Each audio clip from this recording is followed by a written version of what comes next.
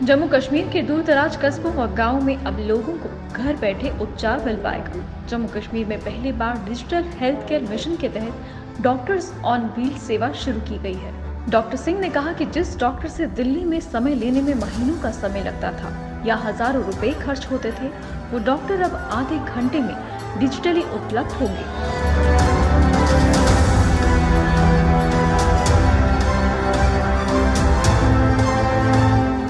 Doctor Singh ने कहा कि डॉक्टर ऑन व्हील्स वैन में कंप्लीट ब्लड स्क्रीनिंग टेस्ट की सुविधा होगी। डॉक्टर सिंह ने कहा कि प्रधानमंत्री नरेंद्र मोदी ने लाल किले से डिजिटल हेल्थ केयर मिशन का आह्वान किया था और उन्हें खुशी है कि आज डोडा से इसकी शुरुआत हो रही है।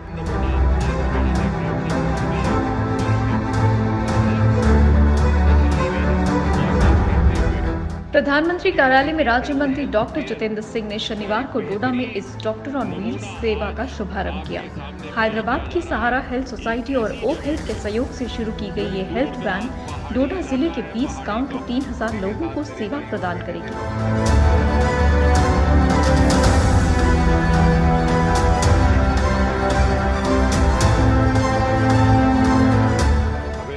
डॉक्टर ऑन व्हील्स की इस सेवा से शुरू होने से स्वास्थ्य क्षेत्र में क्रांति आएगी और दूर दराज व पहाड़ी क्षेत्रों में भी लोगों को बेहतर इलाज मिल पाएगा।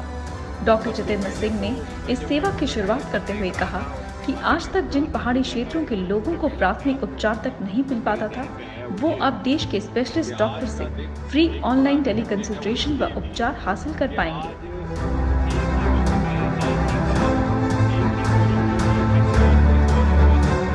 अनेकों उद्देश्य, अनेकों लक्ष्य और अनेकों मकसद हासिल कर रहे हैं। वो कैसे, मैं आगे कुछ लम्हों में आपके आगे उसका तस्करा करने की कोशिश करूंगा। वजीर आजम प्रधानमंत्री श्री नरेंद्र मोदी जी ने पिछले बरस 15 अगस्त 2020 को लाल किले से एक आह्वान किया था, डिजिटल हेल्थ मिशन, क्योंकि उनको रुझान है साइंस की जानिब और डिजिटल माध्यमों को, डिजिटल विकल्पों को किस तरह से पर्याप्त तौर पर उपयोग में लाया जा सके, इस्तेमाल में लाया जा सके, उनका हमेशा ये बल रहता है, प्रोत्साहन रहता है। और एक ऐसे देश में जहां ना कभी सेहत को, स्वास्थ्य को बहुत ज्यादा प्राथमिकता दी गई, ना कहीं डिजिटल साइंस को, क्योंकि अक्सर चूंकि मेरा भी गांव से ही ताल्लुक है, कोई बीमार पड़ जाता था तो इधर उधर कोई फांडा वांडा हो जाता था, अगर कोई चल जाता तो कह देते साहब डायन आई थी ले गई, तो उसी में गुजारा हो जाता था। दूर दूर तक ना कोई अस्पताल, ना कोई डॉक्टर। और ऐसे मुल्क में जब वजीर आजम ने डिजिटल हेल्थ मिशन का आह्वान किया तो मुझे लगता है एक नई जागृति भी आई उसके साथ साथ, और उसका एक बड़ा अहम नमूना आज हम यहां देख रहे हैं। मुझे फक्र भी है, गर्व है और बहुत तसल्ली भी है ये बात कहते हुए कि डिजिटल हेल्थ केयर का एक बेहतरीन नमूना आज आपके सामने पेश किया जा रहा है। एक ऐसी जगह पे जो एक दूर दराज पहाड़ी इलाका है, पहाड़ी गांव है, जहां कई वर्षों से डॉक्टर अगर दिख जाए तो एक नायाब चीज है, अस्पताल तक पहुंचना मैसर नहीं। और मुझे लगता है कि हिंदुस्तान जैसे बहुमुखी देश में, हिट्रोजिनस देश में, डिजिटल हेल्थ केयर के क्या क्या फायदे हो सकते हैं, इससे ज्यादा और कोई बेहतर ना कोई प्रमाण है, ना नमूना है, ना कोई सैंपल है, ना कोई मॉडल है। ये बात मैं इसलिए कह रहा हूं कि बहुत सी बातें कही गई, लेकिन उसको तफसील में समझाने का शायद अभी काम नहीं हुआ। इस आधे घंटे की मशक्कत जो है, ये एक्सरसाइज, ये जो गाड़ी आपके सामने खड़ी है, महज आधे घंटे में आपको वो डॉक्टरी सलाह और डॉक्टरी इलाज मैसर होगा जो दिल्ली, बंबई, हैदराबाद के किसी बड़े अस्पताल में जाके 10,000 रुपया देकर के भी एक हफ्ता लग जाएगा। पहले डॉक्टर से अपॉइंटमेंट लेनी, फिर टेस्ट कराने, फिर दोबारा जाना, फिर दवाई लेनी। यहां पर जब आप अपने आप को पेश करेंगे तो आपका कुछ ही मिनटों में हर तरह का इन्वेस्टिगेशन जांच करने की सुविधा, उसकी फैसिलिटी यहां पर मैसर है। उसका भी एक दूर दराज का इलाका है, भलेसा, गंडोह, जहां एक वक्त में अस्पताल नाम की क्या चीज होती है, क्या इदारा है, लोगों को इस बात का इल्म ना था। कभी डॉक्टर के दर्शन नहीं होते थे, स्वास्थ्य सेवाओं का इस कदर अभाव था कि परिवार कुंबे इस बात से समझौता कर लेते कि खुदा के फजल से आए हैं, खुदा के कर्म से रहेंगे और जब उसकी मर्जी होगी तो चले जाएंगे। कभी कोई इलाज की सुविधा हो सकती है, इसका किसी ने ना कभी गुमान किया, ना कल्पना की, ना हसरत की।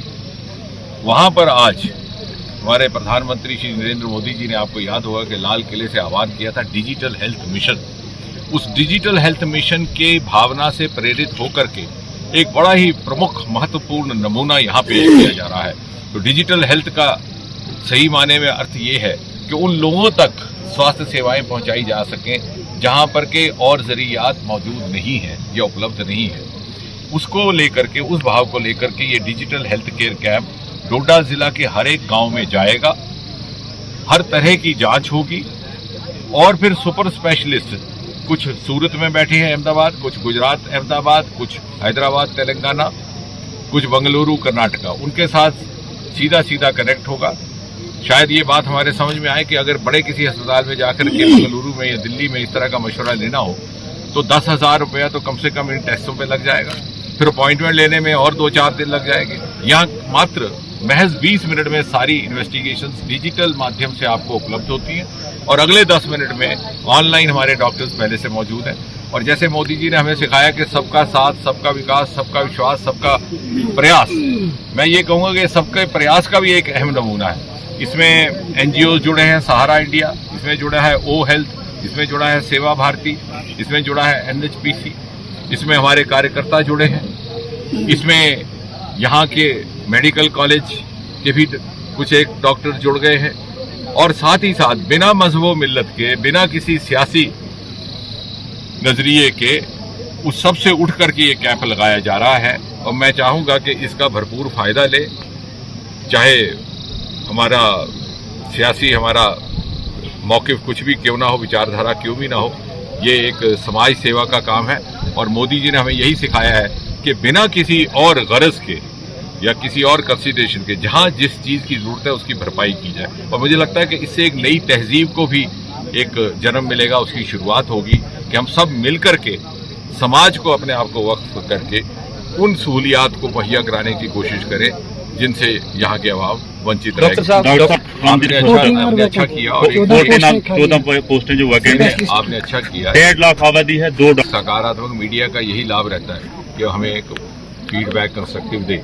तो मेरी जानकारी में नहीं था कि ये डॉक्टर साहब यहाँ से सैलरी लेकर के गए हाजिर हैं। मैं आज ही DC से और CMO से बात करता हूँ। मेडिकल कॉलेज के प्रिंसिपल साहब के साथ मेरा राब्ता हुआ, काफ़ी दिनों से चल रहा था, लेकिन CMO से मेरी बात नहीं हुई।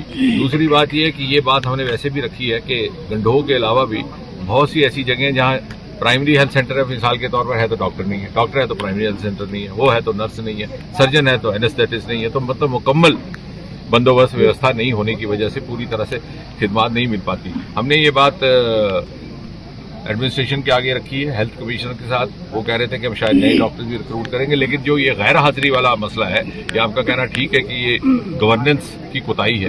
इसके ऊपर अगर आप मुझे लिख करके उनके नाम वाम दे देंगे तो मैं ये जो खास तौर से जिनका आपने जिक्र किया कि है नहीं, क्योंकि मुझे इस बात का इसलिए भी इल्म है कि आज से 2 साल पहले हमने एक इसी तरह का कैंप लगाया था, गायनी कैंसर, यहाँ से लेकर के हम अरनास तक गए थे। और मुझे उस वक्त हैरत हो गई कि डिलीवरियां कराने वहाँ पे हमारी बहनें आने लगी। तो मैंने पूछा कि साहब ये कैंप तो लगा था कोई सुपर स्पेशलिस्ट कंसल्टेशन, तो कहने लगे साहब इसलिए कि यहाँ गायनेकोलॉजिस्ट नहीं है। तो मुझे उस बात को लेकर के बड़ा मलाल है, और अगर आप मुझे ये नाम लिख करके देंगे तो मैं इसका भी करूँगा के जरिए। अब क्रिटिसिज्म करने का तो भी बड़ा वक्त अभी इलेक्शन को बाकी है, लेकिन जो काम हो रहे हैं, जो नेशनल हाईवेज बन रहे हैं, जैसे खिलारी सुधमादेव का, छत्रकला का काम शुरू हुआ, काल जुगार का, उसका थोड़ा सा प्रचार इसलिए किया जाए। मैं ये नहीं कह रहा कि हमारी तारीफ हो, इसलिए कि लोग उसका फायदा ले सके। जैसे बार बार ये बात आती है कि जो यहाँ के मकामी लोग हैं या नौजवान हैं उनको रोजगार नहीं मिलता, वो शायद इसलिए नहीं मिलता, कई बार उनको जानकारी नहीं रहती। तो आप भी उस पर नजर रखें अगर लगे, क्योंकि हमने कहा कि जो अनस्किल्ड लेबर है वो यहीं से होगी। स्किल्ड अगर हमारे पास नौजवान मौजूद है तो बाहर से नहीं आएगा। हाँ, अगर नहीं है, किसी को कोई पॉलिटेक्निक डिग्री वाला चाहिए, हमारे पास नहीं है, तो ठीक है, हम ये नहीं चाहेंगे कि प्रोजेक्ट का काम रुके, लेकिन हमारे पास है तो यहीं से उसका इस्तेमाल होगा ताकि उसको भी नौकरी रोजगार मिले, क्योंकि ये एक प्रोजेक्ट का फायदा रहता है। जहां आपको लगे कि इसकी कोताही हो रही है, आप मेहरबानी करके वो भी हमारे ज़ेरे गौर लाए, क्योंकि जब हम कंपनीज और दूसरे लोगों से बात करते हैं तो कहते हैं कि साहब हम तो मकामी लोगों को ही दे रहे हैं, लेकिन बीच बीच में कुछ छूट जाता है, ताकि लोगों को जिनके लिए ये सारे प्रोजेक्ट्स लाए गए हैं उन तक इसका फायदा पहुंच सके। ये खिलानी वाला उसका मतलब सर जो ठाठरी का चंबा का उसका क्या हुआ, ठाठरी चंबा का, वो बेसिकली डीपीआर मुकम्मल हो गया। दिलीप सिंह जी ने ही उसका फॉलो अप किया, बल्कि उस पहाड़ के साथ तारुफ भी मेरा इन्होंने ही करवाया। और बाद में जब हमने सर्वे किया तो जानकारी भी आया कि सिर्फ 6 किलोमीटर की सुरंग बनने से दूसरी तरफ चंबा होगा। उसका डीपीआर तैयार हो गया और सीआरएफ में उसको इंक्लूड भी कर लिया गया, उसका भी काम जल्दी शुरू। सर ये जो इदारे और डिपार्टमेंट इसके ऊपर गौर कर रहे हैं, मेरे लिए मुनासिब नहीं होगा कि मैं इसमें कोई ज्यादा बातचीत करूं।